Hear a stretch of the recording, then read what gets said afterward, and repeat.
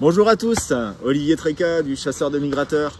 Alors vous l'avez reconnu, je suis de nouveau avec Pascal Caron et vous devinez bien entendu de quoi on va parler. On va parler des oies parce que Pascal, c'est un passionné.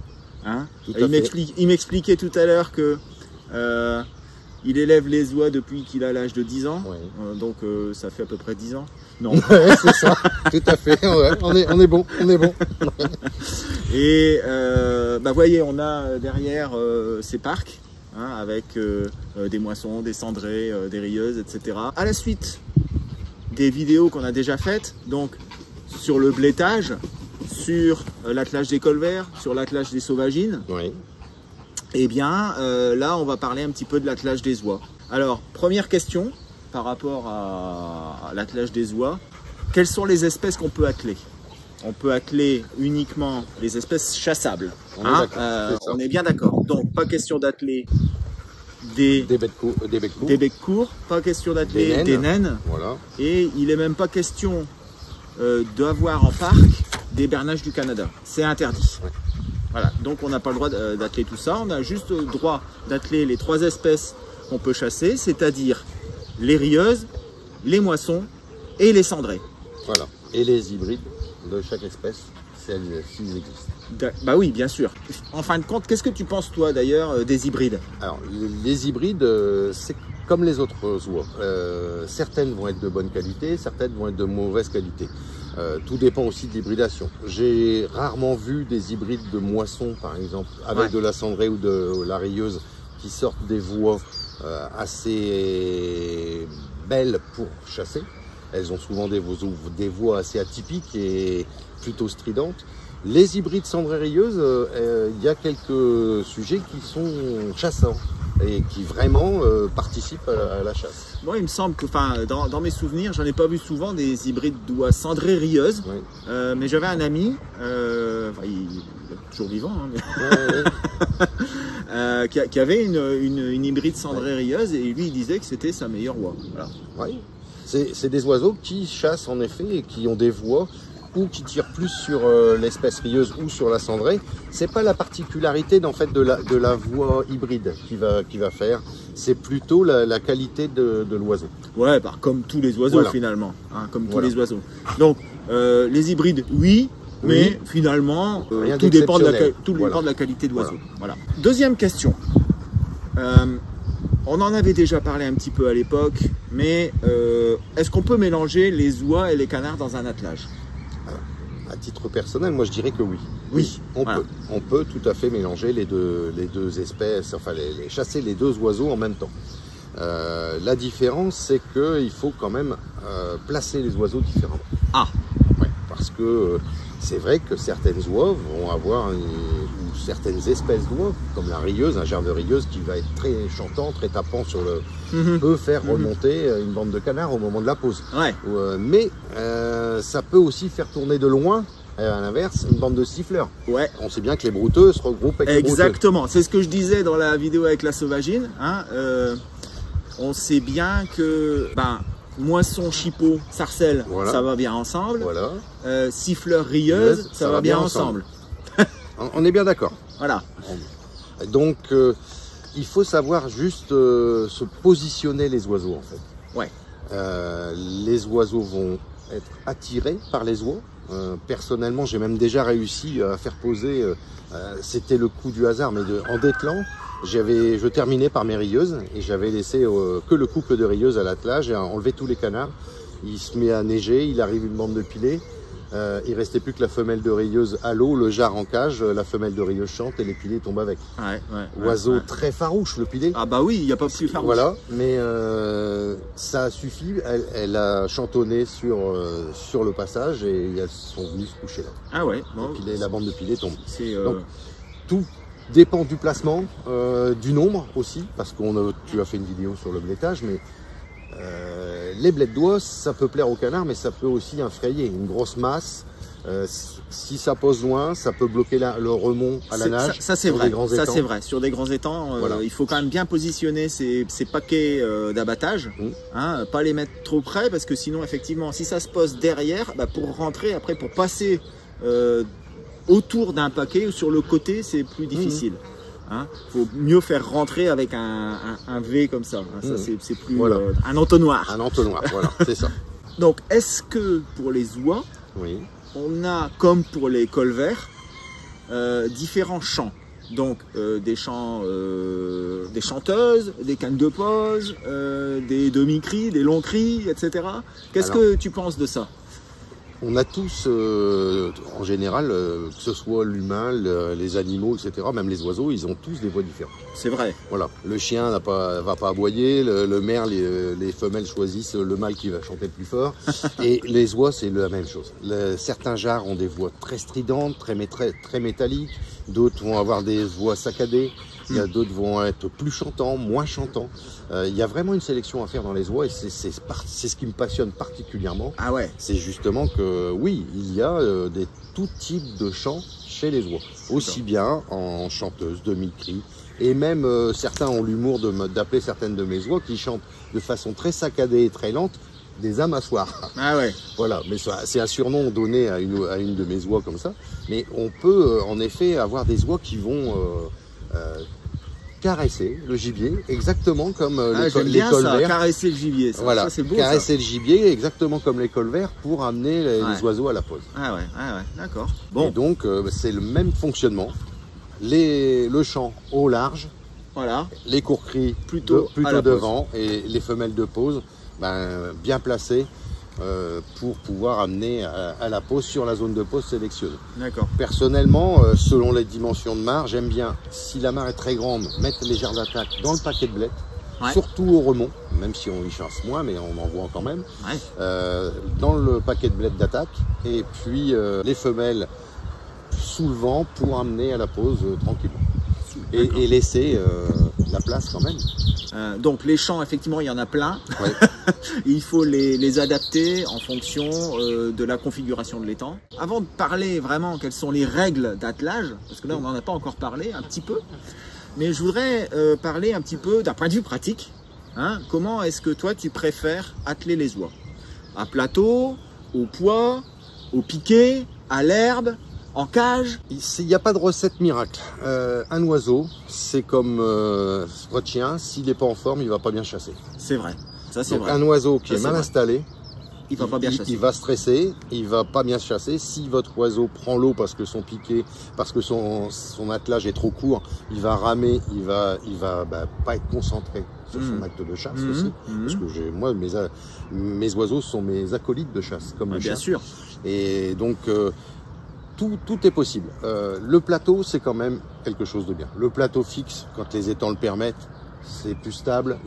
Quand il y a les tempêtes de vent, quand il y a les marées dans certains endroits, voilà, ou alors les jantes en mer, voilà, quelque chose de lourd qui permet stable. Voilà, c'est vrai qu'une oie, ça pèse combien? Ça pèse 2-3 kilos. Ça dépend des races, mais en effet, oui. Donc c'est grand, ça a une grosse prise au vent. Ça fatigue vite aussi, quand même. Ça peut voler longtemps, mais ça plane beaucoup en fait. Et donc, c'est pas fait pour des jours et des jours, enfin des heures de veille à pédaler. Voilà. Donc en fait, ce que tu recommandes toi, c'est au plateau. Au plateau. Voilà. Ou pour en cage, pour les jarres d'attaque, quand c'est plus loin, on peut les mettre. Alors à piquer, pas à piquer, ça c'est au choix. Hein. Quand vous êtes forcément dans les plaines du Nord, accrocher des bandes des oies rieuses en cage loin, pourquoi pas?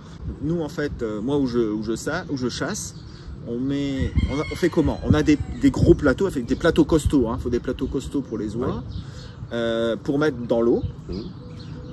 On met au piquet sur le bord à berge, donc dans la pelouse en fait. Donc ça c'est bien, avec des oies sur pied. Faut faire attention au renard évidemment. Ouais, bon là on a un grillage tout autour, donc c'est plus facile. Et effectivement, on a aussi des grandes cages 1 mètre sur 1 mètre, enfin 1 mètre cube on va dire, dans laquelle on met un oiseau et puis après qu'on peut aller balader et puis mettre vraiment à l'arrivage. Voilà. si on veut mettre un jar qui crie très fort à l'arrivage et qui va réveiller tout le monde. Voilà. Ça c'est très bien, oui. Voilà, Ça, donc on fait un petit peu les trois. Voilà, on peut adapter toutes les situations. Après, certaines oies supportent très bien d'être sur un va-et-vient, sans plateau, sans rien. Ah ouais. Mais bon, il faut des oies pas trop... faut les protéger du vent quand même. Je vous dis, ça supporte pas. Avoir suffisamment de... que le lien soit suffisamment long, qu'elle puisse un petit peu se développer. Élastique ou pas élastique? Alors l'élastique, je trouve ça bien, mais il faut déjà quelque chose de résistant. Ah ouais, parce qu'un bec d'oie, ça vous coupe un élastique pour les sauvages de 4 en rien de temps. Ah ouais. Non, vaut mieux dans ces cas-là, si vous avez des oies... moi j'utilise les joints spi. Vous savez, un joint spi, caoutchouc, très rond là, que vous utilisez en fait en tant qu'amortisseur entre les deux cordes. D'accord, d'accord. Voilà. Ok. En fait, l'oie tirant, elle va tirer sur le joint spi, voilà, et qui puis donne une élasticité. Ouais, et puis c'est un élastomère en général, c'est quand même assez costaud. C'est costaud. Voilà. D'accord. Après, c'est une petite astuce, très bien ça. Dans l'attelage, une patte, 2 pattes, ça c'est au choix. Des gens, ça dépend aussi de l'angoisse de chacun vis-à-vis de ces oiseaux. Quand vous avez une oie dézélée que vous avez depuis plusieurs années, ça vous gênerait forcément qu'elle se décroche. Se décroche. Donc plusieurs, il y en a qui mettent 2 bagues, il y en a qui mettent 2 attaches, il y en a qui mettent, j'ai même vu des émerillons pour les chiens, de laisse, pour être sûr que les émerillons ne cassent pas. On fait au mieux pour que ce soit et sécurisant et confortable pour l'oiseau. Ouais, non, mais je suis d'accord avec toi, et c'est vrai que il faut, mais c'est valable pour tous les oiseaux qui sont attelés finalement, il faut que les oiseaux soient, j'allais dire, le plus confortable possible, pour pas qu'ils se fatiguent, pour qu'ils restent éveillés. Maintenant, on va aborder plutôt la partie qui va probablement intéresser le plus les personnes, c'est quelles sont les règles pour placer les oiseaux en fonction de plein de choses. Donc en fonction de l'époque, est-ce qu'il y a différence, en fonction du vent, en fonction de l'arrivage. Donc toi, comment est-ce que c'est quoi les règles que tu utilises quand tu arrives? Imaginons que tu arrives dans un endroit que tu connais pas, qu'est-ce que tu vas regarder en premier pour disposer tes oiseaux? Comme tout chasseur de gibier, déjà de savoir où est le nord. Ouais, bien sûr. Après, se renseigner auprès des gens sur place, savoir un petit peu où est l'entrée du gibier dans le marais. Parce que on est d'accord. L'axe, il n'est pas toujours le même, il n'est pas orienté forcément. L'arrivage d'abord. Voilà, l'arrivage d'abord. Et puis ensuite, voir la configuration aussi du relief. Parce que des oies, il leur faut quand même aussi la place suffisante pour manœuvrer avant de se positionner. On est dans de l'aéronautique. C'est vrai. C'est pas une sarcelle qui va en 5 mètres pouvoir faire un tour et se poser. Qui va pivoter sur elle-même et tomber, comme on dit vulgairement, dans une bassine, devant toi. Une oie, elle fait, comme tu le disais, 3 kilos. Elle a une portance, il faut qu'elle arrive tranquillement, qu'elle s'appuie sur le vent et puis qu'elle puisse... En plus, c'est des oiseaux qui sont très très intelligents. Et elles aiment bien, souvent, il est rare qu'elles posent du premier coup, elles aiment bien tourner, prendre le temps, localiser. Surtout les grosses bandes. Et souvent, on a rarement des isolés avec les oies. On est d'accord. C'est plutôt des belles bandes. Des paquets. Voilà. Et dans les paquets, il faut convaincre la chef, quoi. Et si ce n'est que même une isolée peut te poser, des fois, si elle est isolée, c'est des oiseaux grégaires. Si elle est isolée, c'est que c'est un résidu de bande. C'est un résidu de bande, donc forcément, elle va être très méfiante. Voilà. Et donc, ça va faire des tours, des ratatours. Elle va se poser au loin, elle va essayer de se rassurer d'une voie qu'elle connaît avant de remonter à la nage ou alors se renvoler et faire le saut de grenouille permettant qu'elle vienne dans l'attelage. Ah oui, ça se fait ça. Ça se fait. Ah oui. Moi j'ai jamais vu ça. Ah si, j'ai déjà vu, si. Ah ouais. Elle va répéter plusieurs fois, rappeler la bande à l'autre bout de l'étang ou dans un étang ailleurs, à l'arrière. Puis si une voie lui plaît, elle va revenir et venir. Par contre, souvent dans ces cas-là, elles arrivent en mode silence. Aucun bruit. Il n'y a que tes appelants qui vont informer de sa présence parce que elle arrive vraiment en façon camouflage. Pas un mot. Donc, regardez l'arrivage, regardez comment ça. Et puis après, le vent, comme je te le disais, c'est de l'aéronautique. Le vent, aussi bien tu pourras faire tomber une sarcelle qui va tomber net ou même un canard Une oie, si elle peut pas s'appuyer sur le vent, elle pourra pas se poser. Elle pourra pas se poser. Vraiment, c'est une oie, elle posera pas à contre-vent. Donc, on regarde l'arrivage, on regarde le vent, et les oies, elles vont devoir se poser face au vent, on est bien d'accord, après avoir fait plusieurs tours, pour vraiment bien se positionner. Hein, c'est comme le Flight Simulator. Ouais. Un petit peu, ouais, on est dans ça. Et donc, tu mets ton cri sur l'arrivage, je suppose. En général, voilà, les plus bavards sur l'arrivage, et je dis bavards parce que souvent c'est les jarres, mais il y a de très bonnes femelles.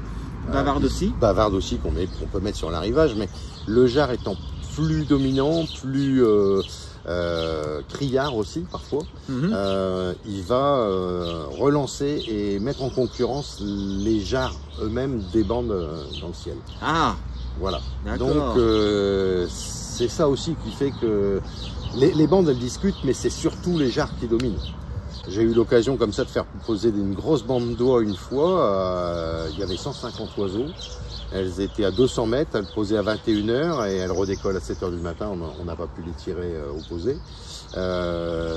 Toute la nuit, elles n'ont fait que ça, monter, descendre, monter, descendre. Les petites familles, le groupe de 5 qui revenaient vers les appelants, elles s'arrêtaient à 120 mètres. Les jarres dominants criaient, voilà, des grands coups secs, et hop, demi-tour, ça repartait. Ah ouais. Moi j'ai déjà vu ça aussi une fois, pareil c'était une grosse bande, après il y a un jarre qui est revenu, parce qu'on avait sûrement tué une sa femelle. Mais alors, à ce moment-là, il y a une autre bande qui est passée. Et lui, il était à l'eau. Et alors, ça faisait super, super sec en fait. Très. Et là-bas, elle s'est pas posée. Ah non. Là-bas, elle s'est pas posée. On est bien d'accord. Par contre, on parle de nous, l'attelage, c'est ce qu'on pense faire bien pour l'oiseau. On réfléchit oiseau, etc. Par contre, si on a une bande d'oies naturelle de poser sur un étang qui n'a pas approché, c'est cuit. Ouais, ça va se poser là. Ça va se poser là. Ça va se poser avec. Naturellement, les oies sauvages posées sur un étang lors d'une nuit de passage feront poser les autres bandes avec elles plutôt que dans votre attelage. Vaut mieux les faire envoler. Vaut mieux les faire envoler et puis attendre la bande suivante qui aura peut-être un petit peu plus de chances de se poser dans vos appels. Voilà, tout à fait. Voilà. Ou alors, et puis après, il faut peut-être se dire, je vais peut-être changer un petit quelque chose pour pouvoir faire que ça se pose mieux. Alors toi, combien tu recommandes en termes de quantité? Tu me disais tout à l'heure, bon, une oie, ça peut faire poser. Oui, alors il n'y a pas de limite. J'ai pratiqué la chasse aux oies dans différents départements avec différents passionnés et on peut atteler des fois jusqu'à 40 oies ou avoir 40 oies sur un pied de hutte. Et puis ça chasse et ça pose très bien. Et puis parfois ça va être une oie suffise. Moi dans les Flandres, j'avais rencontré un gars là qui chassait vraiment les Flandres, en particulier Vallée de l'Isère. Les Vallées de l'Isère c'est vraiment le couloir des rieuses. Et il dit nous on met 100 oies quoi. Enfin on met le maximum. On met le maximum de blettes, hyper serré pour pas que les oies se posent dedans justement. Et puis on y va, hein, des cordeaux d'oies. Des cordeaux de rieuses. Et puis quand il y a une 5-6 rieuses, une petite bande qui arrive, tout de suite ça. Et puis pouf, ça a un aimant. Voilà. Hein. Surtout les rieuses. Oui, surtout les rieuses. Voilà. Les rieuses, elles ont un instinct encore plus grégaire que les autres. Ouais. Tout à fait. Puis on va dire que quand ça vient de la Belgique comme ça, si c'est pas une bande qui a l'habitude, c'est un peu moins méfiant que des cendrés par exemple. Tout à fait. Hein. Donc, ok, donc toi tu dis, je vais dire, bon... Le mieux c'est la paire. De toute façon pour chasser c'est comme les canards. Si vous avez un couple de siffleurs et que vous prenez que le mâle, ça va pas aller. Ça va pas le faire. Ça sera moins bon que si vous attelez le couple. Et ben les oies c'est un peu pareil. C'est la famille ou la fratrie, ou voilà les parents, les enfants, ou alors le couple, ou alors la bande. C'est-à-dire que c'est vrai qu'ayant plusieurs oiseaux, quand vraiment je veux me faire plaisir, que c'est un moment à oie, je peux atteler 3 ou 4 familles, monter selon le nombre, mais là je vais plus être sur une chasse à l'oie. Est-ce que tu sépares les familles? Oui. Alors en général, j'enlève toujours le jarre du groupe, et après je place selon les voies la mère et les jeunes. Ah, bah ça c'est intéressant. Voilà. Donc en fait, imaginons que tu aies 3 familles de 4 oiseaux, admettons, avec les 2 parents et de jeunes. Donc tu vas prendre les 3 jarres, tu vas les mettre plutôt à l'arrivage. Voilà. Et puis mettre plutôt à la pause les familles en les séparant, les différentes familles. Mais pas forcément très éloignées, qui puissent discuter, dialoguer entre eux et se rassurer tout de même. Parce qu'il ne faut pas non plus que, surtout les premières attaches en début de saison, parce qu'on peut atteler dès le début de saison des oies. On n'est pas, si vous avez des oies qui chassent bien, et puis pour entraîner les jeunes de l'année, on peut démarrer dès le début de saison. Ouais. Mais justement, les oies de début de saison, les jeunes de l'année vont être très stressés. Ouais, bien sûr. Voilà, comme quand on commence à atteler les premiers colverts, etc. Pareil, ça peut déclaquer sur les plateaux, ça peut. Donc il faut les entraîner. Je dirais que justement, la période de début de saison sert à entraîner les oies, à reconnaître les voies, et puis à voir comment les placer par rapport au reste de la fratrie. Et même en début de saison, ça gêne pas la pose des canards? En début de saison, c'est les jeunes des canards. Ouais. Ils sont un peu moins farouches que les autres, quand même, en début de saison. Il y a aussi beaucoup les albrans. Ouais. Donc on n'est pas sur du gibier très compliqué, on le voit bien. Quand on voit certaines mitraillettes, des vrais mignons qui tapent fort du début de saison, et ça pose avec. Ça pose avec. Donc oui, pas trop de problèmes. Non, moi j'ai jamais eu trop de problèmes. Donc on peut commencer, voilà, dès le mois d'août, août, septembre, on peut commencer à mettre des oies. Qu'est-ce que tu recommandes à cette époque-là? Plutôt des cendrées, des moissons, des rieuses? Bah, la base, c'est quand même le cendré, la cendrée. C'est la cendrée. C'est quand même la cendrée. On peut entraîner les autres oiseaux.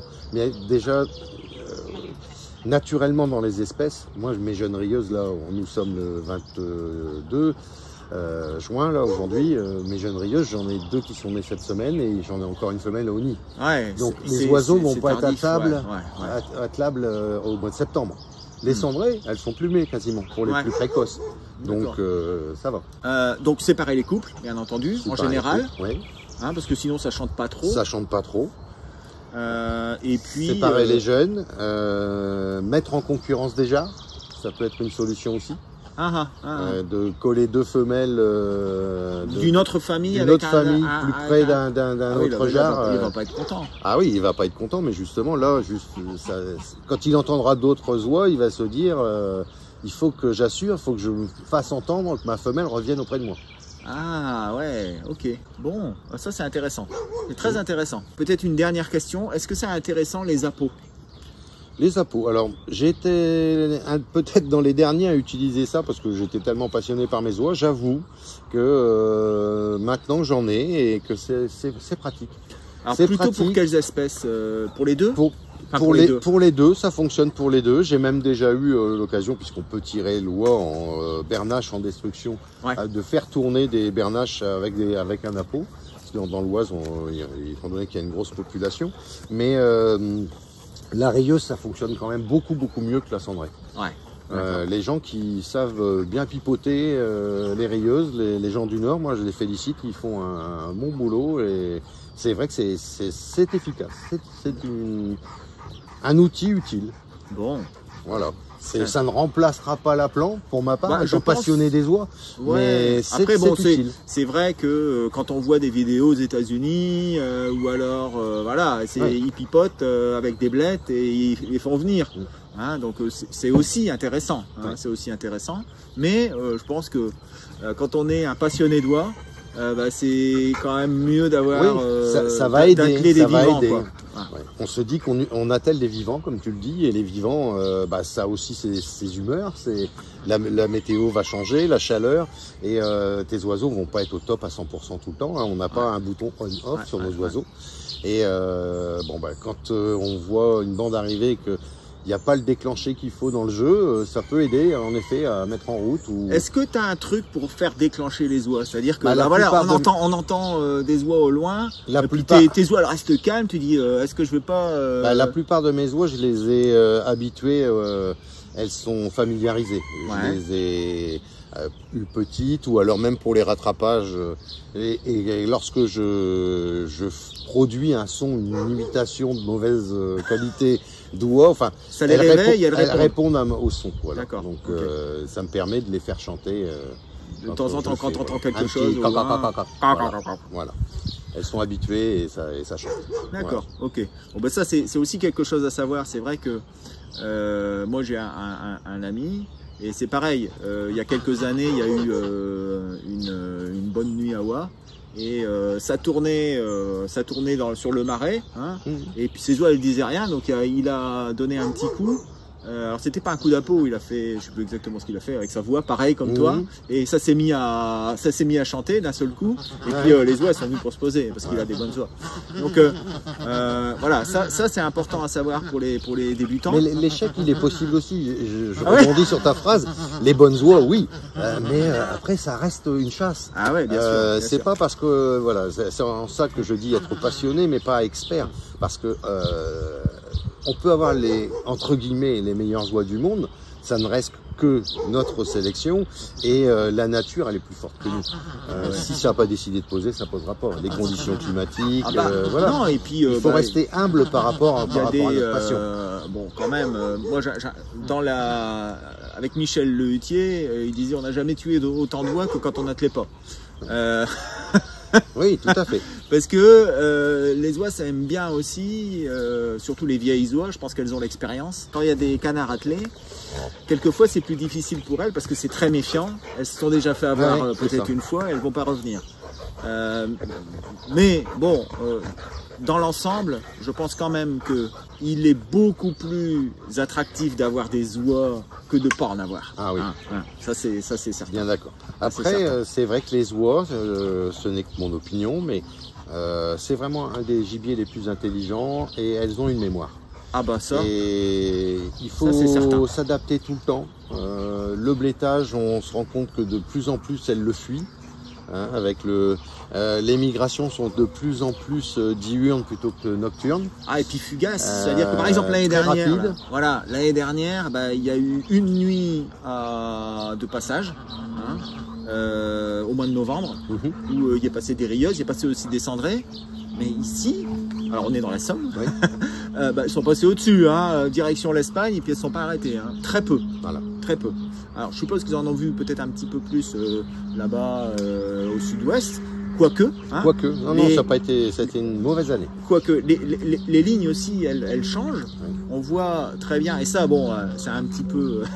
mais on voit très bien que les oies, elles passent de Hollande, elles partent de Hollande, elles vont jusque Nantes, le nord de Bordeaux, et là, elles coupent au travers du golfe de Gascogne. Tout à fait. Et elles prennent l'Atlantique et elles arrivent en Espagne comme ça. Pointe d'Espagne. Donc là, il y a beaucoup d'oies qui font ça.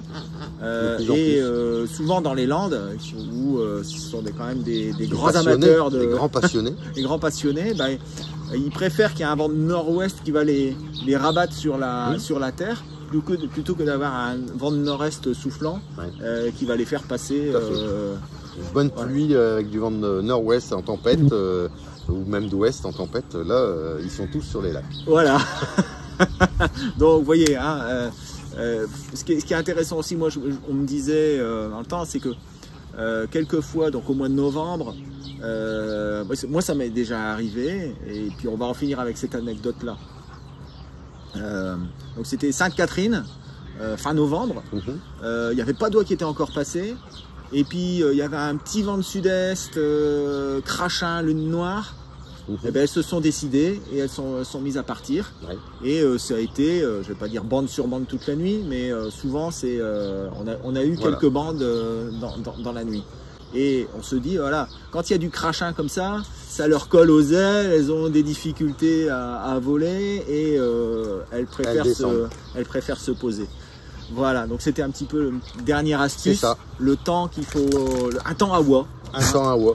Ça ou pas de vent. Pas de vent, là elle fatigue. Pas de vent, petite bruine. Voilà. Pas de vent, elle fatigue et la pose, elles vont se poser beaucoup plus souvent si elles ont un vent porteur. Tout à fait. Surtout s'il y a des vents en hauteur qui poussent. Voilà. Alors là, un jet qui est... Là, elle monte à 3000 mètres de haut, 3000-4000 mètres de haut et puis on les voit pas. Hein. Bon écoute Pascal, merci beaucoup. Merci Olivier. Super gentil d'avoir répondu à mon invitation. C'est normal, et puis ça me fait toujours plaisir de te recevoir ou de t'inviter à la chasse. Pas de problème. Et puis on essaiera de se faire encore d'autres vidéos, mais pas sur les oies cette fois-ci. Peut-être pour le marais de Cinqueux, qui est une très belle région, un très beau marais. Et c'est avec plaisir qu'on pourra faire une vidéo là-bas. Alors n'oubliez pas de vous abonner à la chaîne. Vous connaissez maintenant la boutique. Alors, on va mettre le lien dans la présentation de la vidéo.